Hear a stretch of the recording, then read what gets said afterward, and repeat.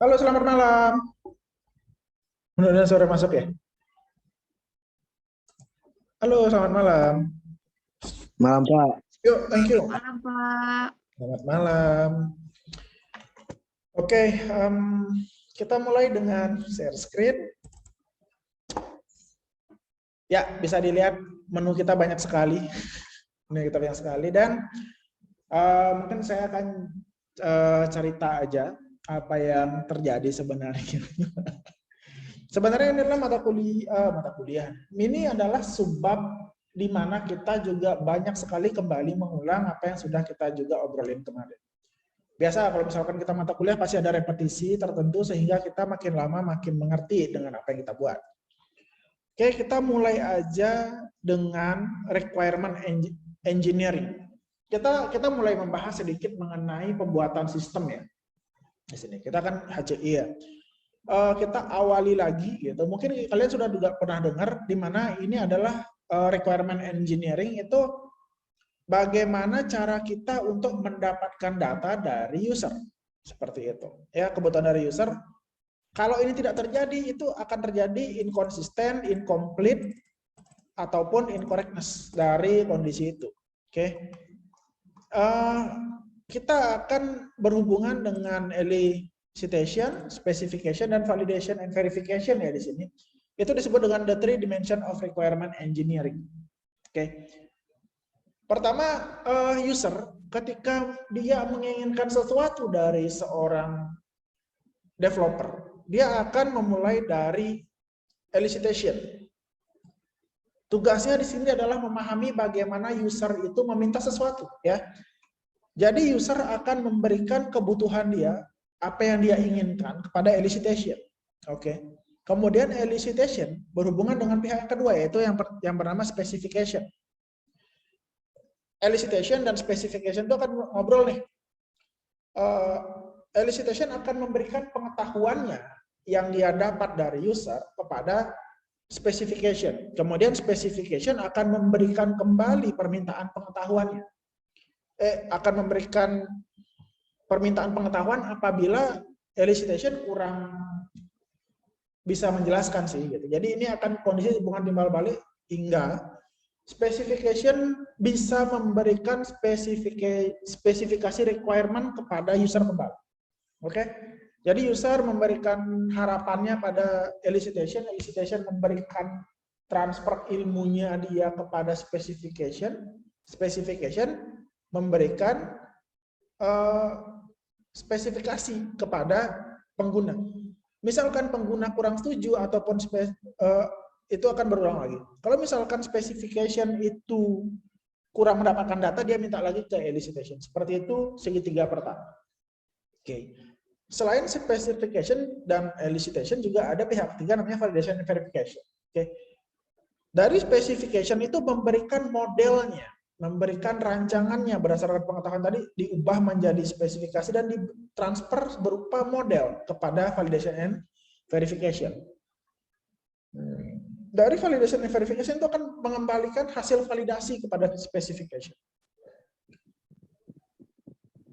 Cocok nggak kayak gitu? Ketika cocok, ya udah bagus. Itu akan dibalikan pada user. Ketika dia oke, maka model yang telah divalidasi diberikan oleh user oleh validation and verification.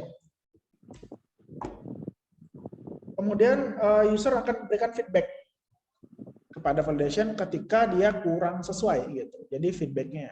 Atau ketika dia puas, dia juga bisa memberikan feedback. Hasilnya akan diberikan feedback. Jadi seperti itu, 3 orang marketing, 3 orang pegawai ini akan berhubungan dengan user. Oke, seperti itu. Kemudian kita beranjak pada desain sistem. Ini adalah pembahasan yang besar sekali dan menyangkut banyak sekali mata kuliah yang sebelumnya juga kalian sudah pernah pelajari sebelumnya. Mungkin saya akan skip aja karena ini rinciannya akan kalian dapatkan di mata kuliah tersebut. Dan saya akan kasih tahu beberapa mata kuliah yang mungkin juga terkait dengan pembahasan ini. Oke. Yang pertama teknik desain secara umum ya. Jadi ini adalah pengumpulan flowchart dan formulir, yaitu bagaimana sketsa, bagaimana prototypingnya secara umum kayak gitu. Oke. Kita masuk desain komponen. Desain komponen itu desain model. kalian belajar model nanti kemungkinan besar ada di ADSI. Misalnya model waterfall, model RAD, model-model seperti itu ya. Jadi ada metode pengelolaan data terpusat, itu ada yang tersebar, ada metode pengelolaan kumpulan, ada langsung itu. Terus desain output itu ada tipe output dan format output. Kemudian langkah-langkah desain output, desain input, proses input. Proses input ada data capture, data preparation, data entry, jadi berhubungan dengan data, tipe input, kemudian langkah-langkah input secara umum. Oke, sampai sejauh ini ada di ADSI. Ya, jadi bagaimana caranya inputnya, cara outputnya itu rata-rata ada di situ. Ya, erat katanya dengan specification, kemudian masuk ke ranah data flow sama dokumen flow. Jadi inputnya seperti apa? Lanjut, desain database. Ya, tipe file, saya skip aja. Kemudian akses dan organisasi file. Kemudian langkah desain database. Sampai sini jelas itu ada di mata kuliah basis data dan lanjutannya. Gimana caranya kalian bikin ERD, bagaimana caranya kalian bikin SQL ada di situ ya. Selanjutnya desain teknologi secara umum itu yang pertama ada teknologi hardware, itu ada input, proses, output. Oke. Selanjutnya di sini ada simpanan, ada penyimpanan luar gitu, main memory. Teknologi perangkat luar ada komunikasi data, transmisi data, ada perangkat keras komunikasi data, ada networking, ada LAN. Sampai situ. Yang tadi adalah terkait dengan arsitektur komputer dan jaringan komputer. Ya, di situ ada hardware dan jaringan. Kita lanjut desain kontrol secara umum, pengendalian secara umum, dokumentasi semuanya, kemudian pengendalian aplikasi, pengendalian input, perorangan, itu ada di audit TI, audit sistem informasi ataupun tata kelola teknik informasi, teknologi informasi, juga berhubungan dengan ADSI dokumentasinya. Oke, gitu. Gampang ya, saya ngelempar tanggung jawab. Pemrograman nih. Jadi proses pembuatan pemrograman itu kemudian ada proses pembuatan program, tahapnya ada definisi problem, pembuatan perangkat lunak, mendesain program, coding, testing, instalasi, pendokumentasian, mendesain program. Itu jelas ada di masing-masing mata kuliah pemrograman, baik itu web, mobile, ataupun yang lainnya ya. Itu desain program, saya skip aja. Diagram alir, bahan program juga dari situ. Kemudian pseudocode. Pseudocode kalau kalian pernah dengar, pseudocode itu adalah bahasa informalnya sebuah bahasa pemrograman. Jadi kalau kalian pengen coding tipis-tipis ataupun pengen coding masih ngedraft, bisa pakai pseudocode sehingga kalian itu nggak terlalu detail, sehingga kalian masih bisa brainstorming di situ ya. Itu pseudocode. Pseudocode itu masuknya juga di tabel keputusan, bagian struktur, bagian hypo, kemudian terakhir kita coding. Actionnya coding jelas itu terkait dengan mata kuliah pemrogramannya masing-masing. Jadi saya cukup banyak melempar materi ya keluar. Oke. Sekarang kita balik lagi di HCI. Kita tanggung jawabnya adalah di prototyping. Oke. Ketika kita prototyping itu apa ya? Kenal dengan UI dan UX. Kita akan ngomongin banyak soal itu dan kita sudah ngomongin banyak juga soal itu. UI adalah bagaimana sebuah desain itu bisa dibuat. Oke. Ketika desain dibuat, itulah UI. Kemudian ketika desain itu diberikan kepada pengguna, kemudian dia memberikan respon, memberikan tanggapan, memberikan suatu pengalaman atau experience, di situ dia berubah menjadi UX, user experience, kayak gitu. Jadi erat banget kaitannya gitu. Jadi bagaimana cara menciptakan aplikasi yang nyaman itu jelas dari prototyping dan UX designing gitu.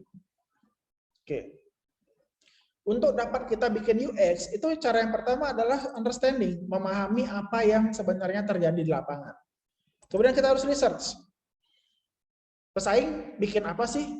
Training UX zaman sekarang kayak gimana sih? Kalau misalkan ngomongin pesaing kita atau misalkan dia bisa bikin kondisi seperti ini, dia bikin desain seperti ini. Kita harusnya juga bisa bikin desain seperti itu, atau desain yang mirip, atau desain yang memiliki perbedaan signifikan gitu. Entah di mana kalian maunya pingin bikin kompetisi, kemudian analisa UX yang trending saat ini seperti apa gitu.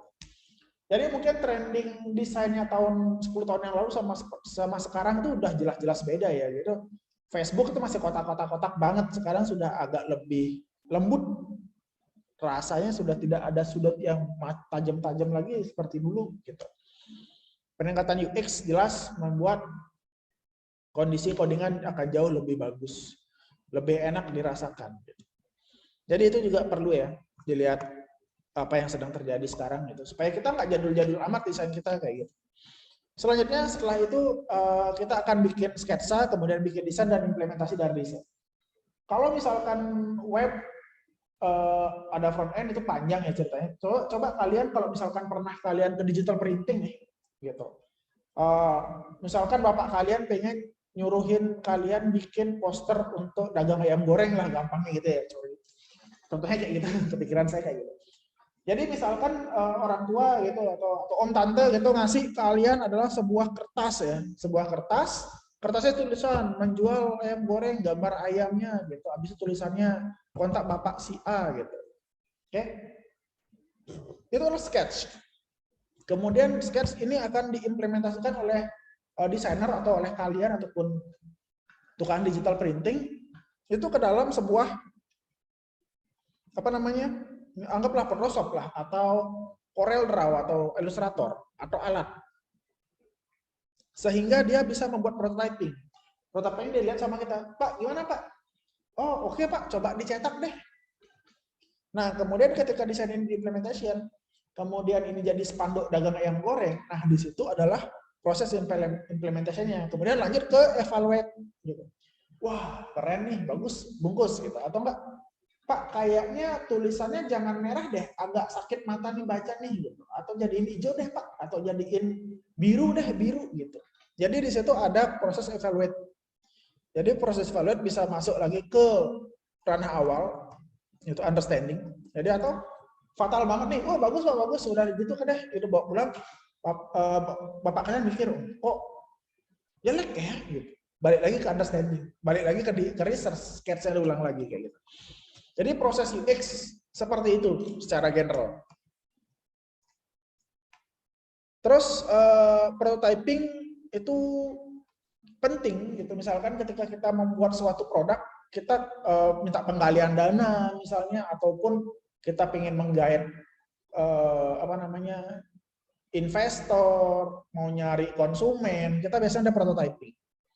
Jadi di sini adalah benda yang mungkin ketika awalnya mungkin masih kasar ya, tapi ketika itu prototyping kena evaluasi yang bagus, itu bisa jadi barang yang bagus gitu. Jadi nanti hasil akhirnya pasti jauh lebih bagus daripada yang sebelumnya dikasih prototyping gitu. Ini adalah prototype ya, namanya juga kondisi barang awal, ingin memberikan kesan gitu. Jadi harusnya seperti ini gitu. Nanti ada ide enggak gitu.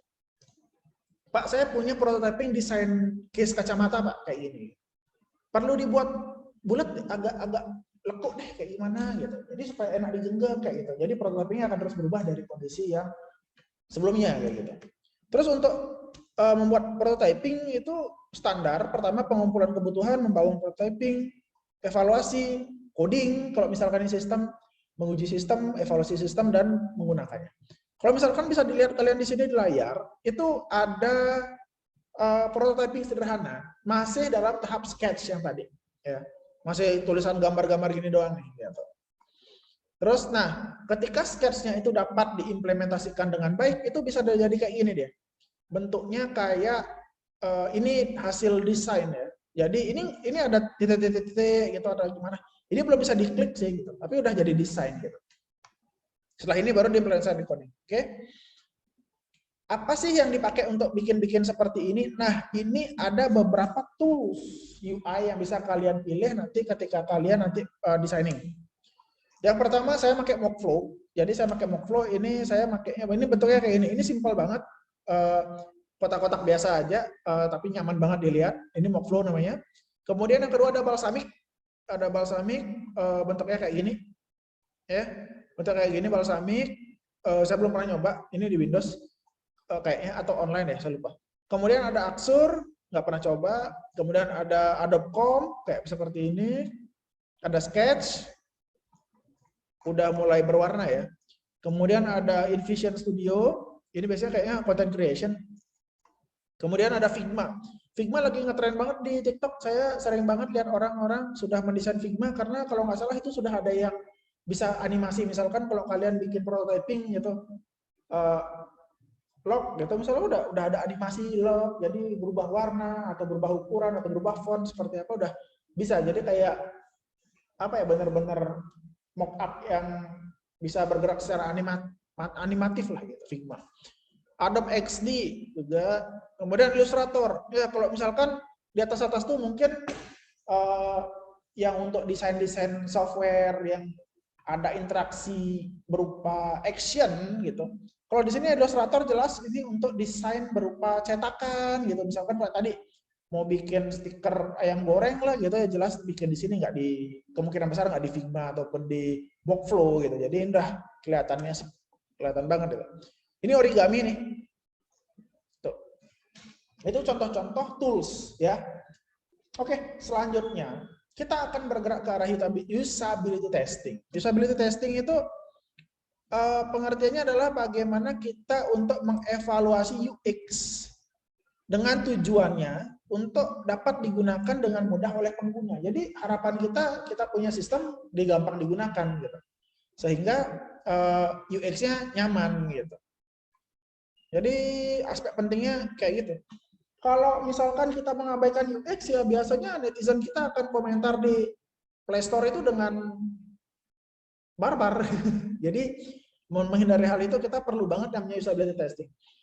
Terus kita selanjutnya kita punya slogan juga yang namanya user testing. Itu kalau usability testing pengujian untuk mengetahui user experience dari desain produk.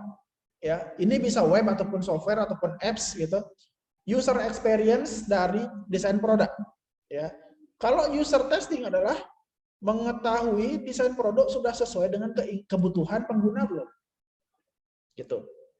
Itu bedanya. Kalau ini usability untuk user experience dalam menggunakan. Kalau user testing produknya digunakan secara benar atau tidak. Kayak gitu. Terus tujuannya membantu menyelesaikan masalah, menghemat waktu dan tenaga, mengetahui kendala pada website, membantu perusahaan lebih sukses gitu. Oke. Terus kita juga bagi usability testing jadi 3 kondisi berdasarkan pelaksanaan dan jangkauan gitu. Yang pertama in-house usability testing, in-house dalam rumah. Literally-nya dalam rumah. Jadi in-house itu pengujiannya dilakukan secara jarak jauh, tapi nggak jauh-jauh amat. Itu ada dalam satu ruangan atau satu gedung. Itu saya ada di sini, testernya ada di satu ruangan atau ruangan lain, tapi masih bisa saya kontrol secara langsung sebagai seorang desainer ataupun sebagai seorang tester, penguji. Saya bisa melihat dia melakukan sesuatu gitu. Jadi masih ada kondisi itu. Boleh saya pantau langsung atau juga rata-rata sih pakai internet zaman sekarang atau dilihat pakai CCTV atau apa. Oke. Yang kedua ada moderated remote usability testing. Jadi ada kondisi saya mengeluarkan suatu prototyping ya. Yang testernya yang pakai itu adalah misalkan orang Afrika satu, Afrika Selatan misalnya, ada orang Malaysia satu, ada orang Rusia satu, ada orang Amerika, US satu gitu. Jadi orang mencar-mencar, tapi yang saya lakukan adalah menggunakan jasa moderator. Jadi ada yang menyuruh mereka untuk melakukan sesuatu. Misalkan gini, lakukan login, gitu. Udah dipantengin, udah pakai stopwatch, pakai apa gitu. Oh kok susah ya? Oh gampang gitu. Jadi itu udah diatur sama moderator. Setelah login lakukan ini, setelah ini lakukan ini, setelah ini lakukan ini, kayak gitu. Jadi ada gini ya. Dan itu biasanya waktunya serempak, bareng-bareng.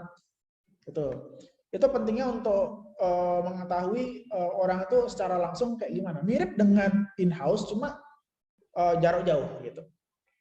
Terus yang terakhir ada unmoderated remote usability testing. Sama seperti itu, cuma nggak ada moderator. Yang ada di sini cuma tutorial aja. Jadi untuk itu harus ada pertanyaan dan perintah yang benar-benar spesifik. Karena kalian rata-rata kemungkinan besar adalah baca. Melakukan A, B, C, coba. Oke, sudah. Berapa detik sekian. Gitu. Jadi tidak secara live dia nanti. Gitu. Oke. Itu ada 3 perbedaan. Selanjutnya kita masuk ke langkah-langkah melakukan usability. Yang pertama, menentukan website yang akan diuji. Oke, ini juga berhubungan dengan tugas nanti ya, saya akan sambil jelaskan. Yang pertama, menjelaskan bagian website yang diuji.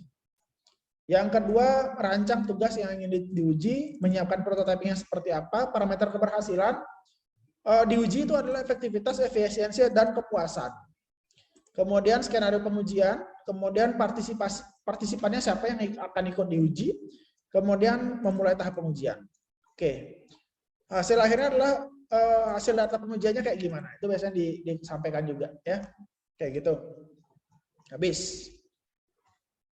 Ya, jadi dapat saya simpulkan hari ini pertemuan 2 kali seharusnya. Juga minggu depan mungkin mengulang atau mungkin saya akan praktekkan apa yang saya harapkan. Jadi misalkan kalian itu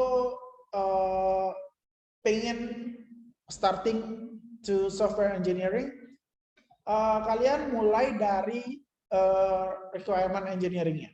Requirement-nya seperti apa? Itu kalian cari, bagusin sampai divalidasi. Oke. Mengumpulkan resources baik itu hardware, software, jaringan, macam-macam. Mulai prototyping. Prototyping yang kita fokuskan ada di UX dan UI-nya. Jadi gimana caranya UX dan UI itu mulai itu sudah tadi dijelaskan. Kemudian ada beberapa tools yang bisa membantu kalian untuk bikin mockup ataupun bikin prototypingnya itu jadi. Dan kemudian juga usability testing apa. Jadi yang penting dari sebuah mata kuliah HCI ada di usability testing ya. Nanti di usability testingnya yang akan berat nanti gitu. Biasanya seperti itu. Oke, selanjutnya saya jelaskan sedikit mengenai tugas yang saya harapkan bisa terjadi adalah kalian review suatu website, suatu program ataupun suatu apps ya, yang rilis ya, yang rilis, jangan yang belum rilis. Jadi anggap gini deh. Ketika kalian itu buka aplikasi gitu misalkan, atau buka suatu ini deh, anggap deh saya ini buka Elsa nih gitu, saya pingin Elsa tuh ini tugas individu satu orang, terus di sini ada Elsa, saya pingin ngomentarin Elsa. Jadi saya ambil satu page-nya aja, satu page kalau misalkan itu website, saya buka di ini, saya pengen ngomentarin dashboard, gitu. Misalnya ini nggak penting. Sebaiknya tanggal 28 hari ini ya. Oh, nggak ada saya. Nggak ngerti. Terus sebenarnya yang penting adalah ini overview, ini seharusnya ada di atas. Ini ada di bawah kayak gitu misalkan. Kenapa seperti itu? Jadi ada screenshot dari sebuah dashboard atau sebuah tampilan web. Kemudian ada apa yang kalian rasakan salah atau rasakan kalian kurang atau ada harusnya bisa dievaluasi. Yang ketiga, ada alasannya kenapa. Untuk kenapa harus dievaluasi. Yang keempat, itu harus ada effort ya. Jadi apa yang bisa dikerjakan dari situ. Tuh. Terus dari effort itu lanjut ke sudah 4 itu aja gitu. Oke, kalau misalkan enggak, kalian bisa misalkan buka bisa review apps. Misalkan saya buka nih Gojek gitu. Saya buka Gojek. Terus misalnya saya komentarin nih, ini ada ikon 4x2 gitu. Kalau 4x2 terlalu kecil, itu bisa mengurangi akurasi klik pada orang tua gitu. Jadi sebaiknya ini bisa di custom jadi 3x3 atau ikonnya bisa diperbesar atau seperti apa. Ya. Jadi di sini bisa kalian custom, bisa kalian bukan custom, bisa kalian sarankan untuk bisa di custom. Ya. Jadi kayak gitu. Terus kalian kasih review-reviewnya. Kayak gitu ya. Saya pengen lihat ini deh. Oh, habis nih. Jadi harapan saya tugasnya seperti itu ya. Kayak gitu. Wah, seperti itu untuk hari ini. Bagaimana kira-kira ada pertanyaan terkait dengan tugasnya atau tentang mata kuliahnya? Ada pertanyaan sebelum saya akhiri? Aman? Sepi, woi. Anu Pak, Gimana? bisa diulangin tugasnya Pak? Diulangin. Jadi Ya, mungkin kalian bisa nonton YouTube aja. Tapi sekali lagi coba saya jelaskan pakai apps ya. Jadi kalian itu bisa review sebuah tampilan apps. Jadi kalian screenshot nih gitu misalkan. Habis itu kalian cari hal yang bisa dikomentari dari suatu apps misalkan atau suatu website itu misalkan. Itu cari yang berdasarkan UI ataupun UX yang kalian itu nggak suka gitu. Misalkan ini dari Gojek gitu. Ini saya kurang suka nih tampilan menunya yang ini seharusnya bisa lebih besar ikonnya gitu misalkan. Itu kayak gitu-gitu sih ya. Secara singkatnya kayak gitu ya Ihsan ya. Oh iya Pak ya. Oke. Nanti dikumpul lagi 2 minggu maksimal. Untuk minggu depan saya akan demo maksud saya seperti apa. Nanti saya akan carikan waktu. Nanti saya akan coba ngasih reviewnya kayak gimana gitu. Oke? Masih ada waktu kok untuk lagi 2 minggu dikumpul. Oke, gitu kira-kira bagaimana? Ada pertanyaan lagi? Aman Pak, aman. Oke. Aman Pak. Gimana? Ada lagi?